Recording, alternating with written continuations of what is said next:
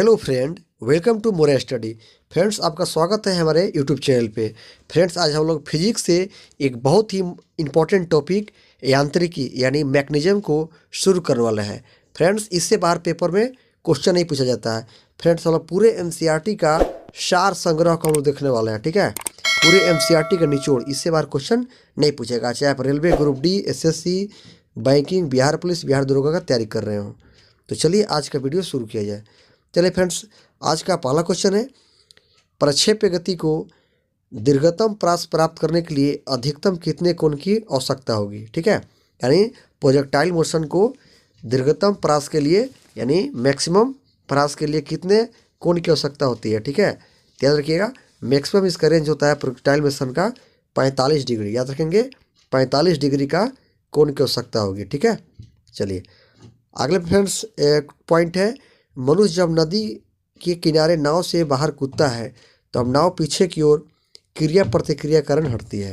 याद रखेंगे फ्रेंड्स, यहाँ पे न्यूटन की गति का तीसरा नियम लगता है कि नाव से बाहर कोई व्यक्ति कूदता है तो पीछे की ओर क्रिया प्रतिक्रिया बल कार्य करती है, ठीक है। चलिए अगला टॉपिक डिस्कस करते हैं। अगला पॉइंट है, संवेग की परिवर्तन की दर किसके बराबर होती है। फ्रेंड्स, अगला क्वेश्चन है, तो संवेग के परिवर्तन की दर बल के बराबर होती है, ठीक है। याद रखेंगे, फोर्स के बराबर होती है, ठीक है। चलिए आगे डिस्कस करते हैं फ्रेंड्स, न्यूटन का प्रथम नियम किससे परिभाषित करता है। तो न्यूटन का जो प्रथम नियम है ये जड़त्व को परिभाषित करता है, ठीक है। यानी प्रथम नियम से आपकी जड़त्व की परिभाषा मिलती है, ठीक है। याद रखेंगे, इंपॉर्टेंट क्वेश्चन है। चलिए अगला क्वेश्चन बात करते हैं, प्रक्षालन मशीन का कार्य किस सिद्धांत पर आधारित है, ठीक है। जो प्रक्षालन मशीन होता है, वॉशिंग मशीन जिसको बोलते हैं, ठीक है। आप लोग प्रक्षालन मशीन नहीं समझ रहे होंगे, लेकिन वॉशिंग मशीन समझ रहे होंगे, कपड़ा साफ करने वाला, ठीक है। तो वॉशिंग मशीन जो है ये आपका अपकेंद्रीय बल पे कार्य करता है, ठीक है। सेंट्रीफ्यूगल फोर्स पे काम करता है। प्रक्षालन मशीन अपकेंद्रीय बल पे कार्य करता है, ठीक है। याद रखेंगे। चलिए अगला पॉइंट है फ्रेंड्स, सड़क पर चलने की अपेक्षा बर्फ़ पर चलना कठिन क्यों है। बताइए फ्रेंड्स, आप सड़क पर इजीली चल लेते हैं लेकिन बर्फ़ पे फिसल जाते हैं, ऐसा क्यों होता है। तो फ्रेंड्स, इसका कारण है क्योंकि बर्फ़ में सड़क की अपेक्षा घर्षण कम होता है, ठीक है। बर्फ़ में क्या होता है, घर्षण क्या होता है, कम होता है आपकी सड़क की अपेक्षा। चलिए अब आगे बात करते हैं फ्रेंड्स। अब हम लोग मोस्ट इंपॉर्टेंट क्वेश्चन डिस्कस करते हैं, न्यूटन के गति का प्रथम नियम, ठीक है। आप पढ़े होंगे, न्यूटन गति का प्रथम नियम जान लीजिए आज, ठीक है।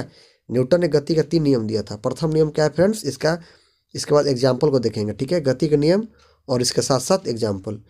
तो फ्रेंड्स, न्यूटन गति का प्रथम नियम क्या बताता है, फर्स्ट लॉ ऑफ मोशन बताता है। फ्रेंड्स ध्यान दीजिएगा, यदि कोई पिंड विरामावस्था में है तो वह तब तक उसी अवस्था में रहेगा जब तक उस पर कोई बाह्य बल आरोपित न किया जाए, समझे। यानी कोई वस्तु, यानी कोई किताब है, अगर डेस्क पर पड़ा है तो डेस्क में ही पड़ी रहेगी, तब तक पड़ी रहेगी जब तक आप उसको बाहर से कोई फोर्स न लगाए, ठीक है। बाहर से कोई बल न लगाए, तब तक वह उसी अवस्था में रहेगी। फ्रेंड्स, न्यूटन के प्रथम गति के नियम को जड़त्व का नियम भी कहा जाता है। इसे फ्रेंड्स जड़त्व का नियम भी कहा जाता है, याद रहेगा फ्रेंड्स। चलिए इसका कुछ उदाहरण की बात करते हैं, एग्जाम्पल का, ठीक है। इसका कुछ एग्जाम्पल बात करते हैं। तो चलती हुई गाड़ी के रुकने पर उसमें बैठे यात्रियों का आगे की ओर झुक जाना, ठीक है। जब गाड़ी चलती है तो उसमें जो भी यात्री होते हैं, बैठे होते हैं, जैसे ही गाड़ी चलती है लोग आगे की तरफ क्या होते हैं, झुक जाते हैं, ठीक है। और अचानक ब्रेक मारती है तो पीछे की ओर झुक जाते हैं, ये आपको पता होगा ऐसा बात। तो गाड़ी के अचानक रुकने पर यानी ब्रेक लगाने पर क्या होता है, व्यक्ति आगे की ओर झुक जाता है, ठीक है। चलिए, और चलता है तो पीछे की ओर झुकता है।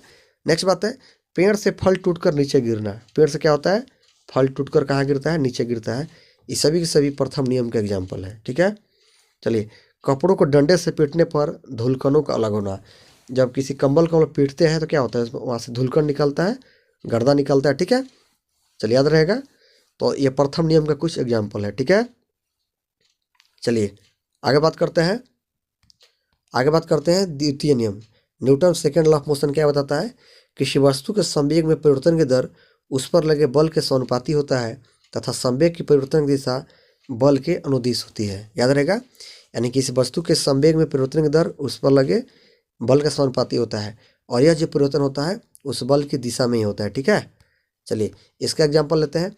गेंद पकड़ते समय खिलाड़ी अपने हाथ को पीछे की ओर खींच लेता है। पूछेगा एग्जाम में कि गेंद पकड़ते समय खिलाड़ी अपने हाथ को पीछे की ओर खींच लेता है, यह गति का कौन सा नियम है। तो गति का दूसरा नियम है, ठीक है। तो ऐसा इस पर भी क्वेश्चन पूछ सकता है फ्रेंड्स कि गाड़ी चलती गाड़ी के अचानक रुकने पर उसमें बैठे व्यक्ति पीछे की ओर आगे की ओर क्यों झुकते हैं, आगे की ओर क्यों झुकते हैं जैसे गाड़ी रुकती है। ठीक है, तो ये भी फ्रेंड्स न्यूटन का प्रथम गति का नियम है। चलिए आगे बात करते हैं न्यूटन गति का तृतीय नियम बात करते हैं, थर्ड लॉ ऑफ मोशन। ठीक है, प्रत्येक क्रिया के बराबर और विपरीत दिशा में प्रतिक्रिया होती है। ठीक है, every action there is an opposite and reaction. ठीक है, चलिए आगे बात करते हैं इसलिए गति के तृतीय नियम को क्रिया प्रतिक्रिया का नियम कहा जाता है। ठीक है जी, यानी अपोजिट दिशा में जितना आपका आगे फोर्स लगेगा उतना ही पीछे फोर्स लगेगा। ठीक है, प्रत्येक क्रिया के बराबर और विपरीत दिशा में प्रतिक्रिया होती है, इसलिए गति को नियम को क्रिया प्रतिक्रिया नियम भी कहा जाता है, तृतीय नियम को। इसका फ्रेंड्स एग्जाम्पल का बात करें फ्रेंड्स, तो फ्रेंड्स इसका एग्जाम्पल का बात करें तो इसका एग्जाम्पल होगा बंदूक से निकलते समय बंदूक पकड़ने वाले व्यक्ति को पीछे की ओर धक्का का एहसास होता है। रॉकेट वायुयान की गति। ठीक है, चप्पू लगाने पर नाव आगे बढ़ना। ठीक है, यानी नाव खेना। ठीक है, रॉकेट की गति, वायुयान की गति, देखते हैं ना पीछे धुआं फेंकता है उसके बाद आगे बढ़ता है। बंदूक से निकल रही हुई गोली जैसे पकड़ता है बंदूक को तो पीछे की ओर धक्का देता है। ठीक है, व्यक्ति को। तो ये सब फ्रेंड्स आपका तृतीय नियम का एग्जाम्पल है। चलिए अब अगला इंपॉर्टेंट क्वेश्चन डिस्कस करते हैं, ऊर्जा संरक्षण का नियम क्या है, एनर्जी कंजर्वेशन क्या होता है। तो फ्रेंड्स ऊर्जा संरक्षण का नियम है ऊर्जा का न तो सृजन किया जा सकता है और न ही इसे नष्ट किया जा सकता है। याद रखेंगे, ऊर्जा को न तो बना सकते हैं न इसे मिटा सकते हैं, बल्कि इसे एक रूप से दूसरे रूप में चेंज कर सकते हैं। ठीक है, इसका केवल फॉर्म को चेंज कर सकते हैं। ठीक है, इसे बोलते हैं ऊर्जा संरक्षण का नियम। ऊर्जा का न तो सृजन कर सकते हैं न इसे नष्ट कर सकते हैं। चलिए आगे बात करते हैं अगला क्वेश्चन, अंतरिक्ष से गिरता हुआ पिंड पृथ्वी के वायुमंडल में प्रवेश करने पर क्यों जल उठता है। ठीक है, अंतरिक्ष से कोई भी गिरता हुआ वस्तु होगा, जैसे पृथ्वी के वायुमंडल में प्रवेश करेगा तो उसमें आग लग जाती है। ऐसा क्यों होता है, तो ऐसा होता है वायु के घर्षण के कारण। ठीक है, इसका वजह है वायु के घर्षण के कारण ऐसा होता है। ठीक है, वायु के घर्षण के कारण गिरती हुई वस्तु वायुमंडल में आते ही क्या होती है, आग लग जाती है घर्षण की वजह से। चलिए आगे बात करते हैं ग्रह पिंडों की परिक्रमण गति। ग्रह पिंडों की परिक्रमण गति यानी ग्रहों द्वारा सूर्य का परिक्रमण में प्रभावी बल कौन सा बल है, यानी ग्रहीय पिंडों की परिक्रमण गति में कौन सा बल लगता है, तो उसमें अभिकेंद्रीय बल लगता है। ठीक है, सेंट्रीपिटल फोर्स, याद रहेंगे सेंट्रीपिटल फोर्स लगता है, अभिकेंद्रीय बल। और वॉशिंग मशीन में अपकेंद्रीय बल लगता है, याद रखेंगे।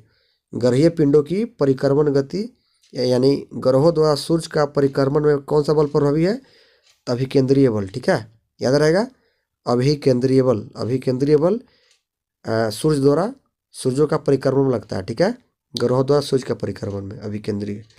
चलिए आगे बात करते हैं दूध मथने के पश्चात क्रीम का दूध से अलग हो जाना क्या वजह है, तो फ्रेंड्स यहाँ पे अपकेंद्रीय बल लगता है। ठीक है, अपकेंद्रीय बल जैसे दूध मथते हैं तो उसमें का जो क्रीम है अलग हो जाता है दूध से। ठीक है, उसमें का जो घी है क्रीम है अलग हो जाता है, ऐसा होता है अपकेंद्रीय बल की वजह से, अपकेंद्रीय। ठीक है, और जो ग्रह में जो ग्रह पिंड पे जो बल लगता है, जो ग्रह द्वारा सूर्य का परिक्रमण किया जाता है। ठीक है, तो इसमें अभिकेंद्रीय बल लगता है और दूध मंथन में क्रीम अलग होता है, इसमें अपकेंद्रीय बल। ठीक है, चलिए आगे बात करते हैं, आगे फिर बात करते हैं वायु की ऊर्ध्वाधर गति को क्या कहते हैं। ठीक है, वायु की ऊर्ध्वाधर गति को क्या कहते हैं, तो इसको बोलते हैं वायु प्रक्षोभ बोलते हैं। ठीक है, आप देख सकते हैं एनसीईआरटी सार संग्रह से क्वेश्चन पूछ रहे हैं आपसे, मस्ट इंपॉर्टेंट। वायु की ऊर्ध्वाधर गति को क्या कहते हैं, वायु प्रक्षोभ बोलते हैं, जिसको बोलते हैं विंड आउटब्रस्ट। ठीक है, वायु प्रक्षोभ बोलते हैं वायु की ऊर्ध्वाधर गति को। चलिए आगे बात करते हैं फ्रेंड्स, अब अगला इंपॉर्टेंट क्वेश्चन डिस्कस करते हैं। अगला इंपॉर्टेंट क्वेश्चन है फ्रेंड्स, ध्यान दीजिएगा, अगला इंपॉर्टेंट क्वेश्चन। ठीक है, चलिए किसी पिंड के संवेग और वेग के अनुपात से क्या प्राप्त होता है, याद रखिएगा संवेग और वेग के अनुपात से द्रव्यमान प्राप्त होता है। ठीक है, आपको पता होगा अब सूत्र होता है P = mv, P = mv। यहाँ से m निकालिएगा तो हो जाएगा P/v हो जाएगा। ठीक है, P/v, यहाँ पे m द्रव्यमान है, P वस्तु का संवेग है और v उसका क्या है, वेग है। तो संवेग और वेग यानी मोमेंटम बटा वेलोसिटी क्या होता है, मास निकलता है, द्रव्यमान। ठीक है, बहुत ही इंपॉर्टेंट क्वेश्चन है, याद रखेंगे। ठीक है, चलिए आगे बात करते हैं त्वरण का सूत्र क्या होता है। त्वरण का सूत्र होता है A = v - u/t। ठीक है, A = v - u/t यानी वेग में परिवर्तन का दर बटा समय। यहाँ पे ए आपका त्वरण है, भी आपका अंतिम वेग है, यू आपका प्रारंभिक वेग है और टी आपका समय अंतराल है, टी आपका टाइम है, टाइम पीरियड है, समय है। चलिए आगे बात करते हैं। तेल से अंशतः भरा हुआ टैंकर समतल सड़क पर एक समान त्वरण से जा रहा है तो तेल का मुक्त पृष्ठ कैसा होगा? जो तेल का फ्री सरफेस होगा ये आपका परवलयी होगा। क्या होगा? आपका होगा परवलयी वक्राकार होगा, याद रखेंगे, परवलयी वक्राकार। ठीक है। तेल से अंशतः भरा हुआ है, थोड़ा सा भरा हुआ कोई टैंकर है, समतल सड़क पर एक समान त्वरण से जा रहा है तो तेल का जो मुक्त पृष्ठ होगा भीतर का वो कैसा होगा फ्रेंड्स? वह परवलयी वक्राकार होगा। ठीक है, एक कर्व बनेगा। ठीक है, ऐसे परवलयी वक्राकार बनेगा। ठीक है, ऐसे बनेगा, वक्र बनेगा, याद रखेंगे, परवलयी वक्राकार। चलिए अगला क्वेश्चन डिस्कस करते हैं फ्रेंड्स। एक समान वृत्तीय गति पर त्वरण सदैव क्या होता है? उपस्थित रहता है। ठीक है, जब भी एक समान वृत्तीय गति होता है, एक समान चाल से कोई वस्तु चलेगी तो उसमें त्वरण हमेशा उपस्थित रहेगा। त्वरण अब्सेंट नहीं रहेगा, प्रेजेंट रहेगा, हमेशा प्रेजेंट रहेगा। ठीक है, याद रखेंगे, एक समान वृत्तीय गति पे त्वरण हमेशा उपस्थित रहता है। ठीक है, चलिए अगला क्वेश्चन डिस्कस करते हैं। किसकी उपस्थिति के कारण ब्लैक बोर्ड तथा कागज पर लिखना संभव है? बताइए। ब्लैक बोर्ड और हम लोग कागज पे आसानी से लिख सकते हैं, व्हाइट बोर्ड पे या ब्लैक बोर्ड पे या कागज पर आराम से पेन पकड़ कर लिख लेते हैं। इसका वजह है घर्षण, वहाँ पे फ्रिक्शन फोर्स काम करता है, घर्षण वहाँ पे है, तभी हम लोग आसानी से लिख पाते हैं। ठीक है, चलेंगे, मैं आपको न्यूटन गति समझा दिया हूँ। चलिए अब आगे चलते हैं। चलिए अगला क्वेश्चन डिस्कस करते हैं फ्रेंड्स। अगला डिस्कस करते हैं, सरल आवर्त गति क्या है? सिंपल हार्मोनिक मोशन क्या होता है? समझिए। तो सरल आवर्त गति के दोलन में किसकी आवश्यकता होती है? ठीक है, तो सरल आवर्त गति के दोलन में किसकी आवश्यकता होती है? तो प्रत्यास्था का या जड़त्व का, दोनों का। समझे? यानी सरल आवर्त गति में प्रत्यास्था और जड़त्व दोनों की आवश्यकता पड़ती है, यानी इलास्टिसिटी और आपका क्या बोलते हैं? जड़त्व बोलते हैं, इनर्शिया। ठीक है, प्रत्यास्था और जड़त्व दोनों का आवश्यकता पड़ती है सरल आवर्त गति में। ठीक है, चलिए आगे बात करते हैं फ्रेंड्स। कमानीदार तुला किस सिद्धांत पर कार्य करता है? तो जो कमानीदार तुला है आपका हुक के नियम पर कार्य करता है। ठीक है, हुक का नियम। कमानीदार तुला किसके सिद्धांत पर कार्य करता है? किस नियम पे? तो हुक के नियम पे। ठीक है, चलेंगे आगे बात करते हैं। अगला क्वेश्चन है, जब एक कार की गति दोगुनी कर दी जाती है तब उसको उतनी ही दूरी से रोकने के लिए ब्रेक बल कितना लगाना होगा? तो 4 गुना। ठीक है, याद रखेंगे, किसी कार की गति को दोगुनी कर देंगे स्पीड को तो उसको रोकना होगा, तो उतनी ही दूरी में रोकने के लिए कि जितना दूर में अगर रोकना चाहते हैं तो ब्रेक जो होगा उसका 4 गुना लगेगा। ठीक है, उसका डबल लगेगा। ठीक है, कार की गति को रोकने के लिए। ठीक है, दोगुनी गति से ट्रेवल हो तो उसको रोकने के लिए 4 गुना लगाना पड़ेगा। ठीक है, यानी इसका डबल हो जाएगा, चाल के डबल, 4 गुना। चलिए आगे बात करते हैं फ्रेंड्स। जेट इंजन किस सिद्धांत पर कार्य करता है? तो जेट इंजन रेखीय संवेग संरक्षण के सिद्धांत पर। ठीक है, याद रहेगा, रेखीय संवेग संरक्षण के सिद्धांत पे, रेखीय संवेग संरक्षण के सिद्धांत पे जेट इंजन कार्य करता है। ठीक है, चलिए आगे बात करते हैं। अब फ्रेंड्स कुछ हम डिस्कस कर लेते हैं उत्तोलक के। ठीक है, प्रथम श्रेणी के उत्तोलक में क्या आते हैं, द्वितीय श्रेणी के उत्तोलक क्या होते हैं, तृतीय श्रेणी के उत्तोलक यानी लीवर इसको बोलते हैं इंग्लिश में। लीवर 3 प्रकार के होते हैं, प्रथम, द्वितीय और तृतीय।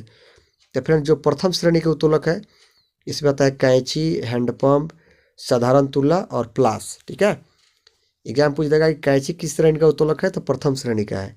हैंडपम्प भी प्रथम है, साधारण तुला जो होता है ये भी आपका प्रथम श्रेणी का है, और प्लास, याद रखेंगे, प्लास इंपॉर्टेंट है। प्लास जो है आपका प्रथम श्रेणी का उत्तोलक है। तो प्रथम में क्या आता है? कैंची, हैंडपम्प, साधारण तुला और प्लास। चलिए बात करते हैं द्वितीय श्रेणी के उत्तोलक में क्या आता है। तो याद रखेंगे, द्वितीय श्रेणी के उत्तोलक में आता है सरौता, नींबू निचोड़ने वाली मशीन। ठीक है, द्वितीय श्रेणी में क्या आता है? सरौता है, द्वितीय श्रेणी का उत्तोलक है। नींबू निचोड़ने वाली मशीन, मस्ट इंपॉर्टेंट, तो नींबू निचोड़ने वाली मशीन है द्वितीय श्रेणी का उत्तोलक, और सरौता क्या है? द्वितीय श्रेणी का उत्तोलक है, याद रहेगा। तृतीय श्रेणी के उत्तोलक में बात करें तो इसमें आता है स्टेपलर आता है, चिमटा आता है और मनुष्य का हाथ। परीक्षा में पूछेगा चिमटा किस श्रेणी का उत्तोलक है? चिमटा साला पकड़ते हैं रोटी वोटी, तो चिमटा आपका तृतीय श्रेणी का उत्तोलक है। ठीक है, और मनुष्य का हाथ भी तृतीय श्रेणी का उत्तोलक है, और स्टेपलर जो है ये भी आपका तृतीय श्रेणी का उत्तोलक है, याद रहेगा। एक बार और रिपीट कर देते हैं। प्रथम श्रेणी के उत्तोलक में आता है कैंची, हैंडपंप, साधारण तुला और प्लास होता है, ठीक है। द्वितीय श्रेणी के उत्तोलक में आता है सरौता, नींबू निचोड़ने वाली मशीन, आपका द्वितीय श्रेणी के उत्तोलक है सरौता, नींबू निचोड़ने वाली मशीन। और तृतीय श्रेणी के उत्तोलक में है आपका स्टेपलर है, चिमटा है और मनुष्य का हाथ है, ठीक है। स्टेपलर है, चिमटा है और मनुष्य का क्या है, हाथ है, ठीक है। स्टेपलर, चिमटा, मनुष्य का हाथ। चलिएगा आगे बात करते हैं फ्रेंड्स। पेचकस के द्वारा पेंच घुमाना एवं दरवाजे के हथे पर कब्जे से दूर लगाना बल आघूर्ण का उदाहरण है, ठीक है, टॉर्क का उदाहरण है, समझे। और पेचकस से क्या करते हैं, स्क्रू ड्राइवर से पेंच को घुमाते हैं, ऐसे ऐसे कसते हैं और दरवाजे के हथे पर कब्जे से दूर लगाना, ठीक है। यानी पेचकस के द्वारा पेच घुमाकर दरवाजे के हथे पर कब्जे से दूर लगाना बल आघूर्ण का उदाहरण है, ठीक है। जो कसते हैं आप लोग तो इसको बोलते हैं बल आघूर्ण, टॉर्क का उदाहरण इसको बोलते हैं, ठीक है। चलिए टॉर्क यानी बल आघूर्ण है। तो फ्रेंड्स उम्मीद करता हूँ कि एनसीईआरटी सार संग्रह का क्वेश्चन जो मैं करा रहा हूँ मोस्ट इंपॉर्टेंट टॉपिक, इसको आप लोग देख लिए होंगे, ठीक है।